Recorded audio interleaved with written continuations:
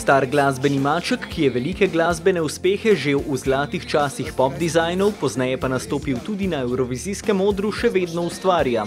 Čeprav se je malo ustrašil, da stara glasbena garda ljudem ni več zanimiva, ni čisto tako. Vesel sem, da sem v vaši oddaji končno, ker sem to že spremljal nekaj časa. Sem mislil, da je to oddaja rezervirana predvsem samo za mlade. No, jaz sem le po srcu, ampak po letih niti ne to. Pred kratkim je izdal novo pesem Ne morem brez nje. Avtor je seveda preznani, veliki človek, umetnik, en največjih tajkunov, kako bi rekel Aleš Klinar, tukaj evo smo snemali. Čeprav so ga v preteklosti bogovi že uslišali, mu v studiu ne prizanašajo. Ti bom povedal osebno, jaz sovražim snemanje.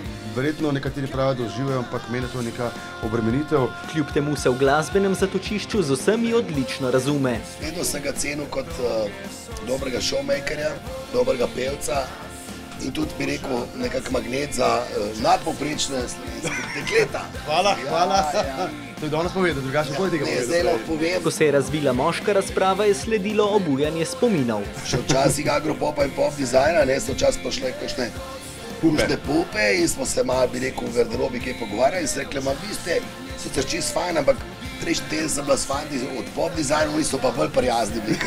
Tako Vili kot tudi Aleš se kot tandem odlično ujameta.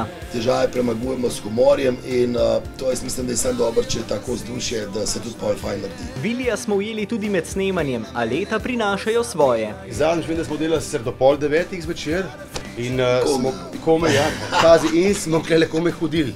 Tako da, ne, se hecam, pa ne, delamo takrat, ko je čas. Dela pa jim ne zmanjka, saj Vili za september napoveduje izid nove plošče.